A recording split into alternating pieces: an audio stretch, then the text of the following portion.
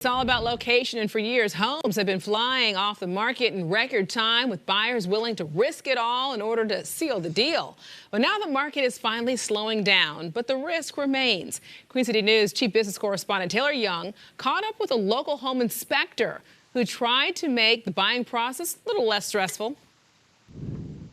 Eventually, it'll rust through and it'll start leaking. When it comes to spotting anything that's wrong with a home, Preston Sandlin sees it all. Yeah, home inspector's like the guy nobody wants to invite to a party, because my wife, we go to a party, she's like, oh, look at the drapes. I'm like, look at that crack over there. Look at that. She's like, shut up. For decades, he says the real estate market has had its ebb and flows, a rather predictable rhythm of buying and selling that got completely turned upside down during the pandemic. It was such a seller's market. This time last year, he and realtors across the Queen City saw an alarming trend. Buyers offering unprecedented due diligence fees to take their property off the market. It definitely caused some major kind of headache and heartburn. In 2022, Charlotte realtor Matt Stone says these non-refundable payments frequently reach $30,000, $40,000, sometimes $100,000, compared to around $5,000 pre-pandemic. We're still seeing pretty high, even astronomically high due diligence fees. We are typically,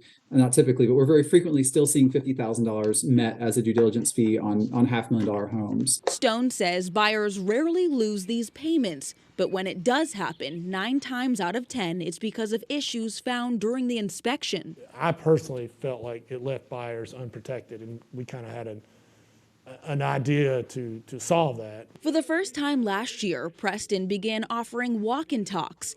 It's not a formal inspection, but clients could hire an inspector to tag along during a showing and point out any major issues. You're just paying them for their time. I mean, you can pay an accountant or a doctor or a lawyer or anything else. I mean, you call them and talk to them, you'll get a bill for their time. About 1 year into offering these consultations, Preston received this letter from the North Carolina Home Inspector Licensure Board, saying he was potentially violating North Carolina laws for not providing a written report. While he disagrees with the complaint, he stopped. I just kind of feel sad because obviously you could say, well, you're just sad because, your business or whatever. But no, I feel sad. I truly feel sad for somebody buying a home right now. Preston says he continues to get calls daily for walk-in talks, but has to turn them down. Reporting in Waxhaw, Taylor Young, Queen City News.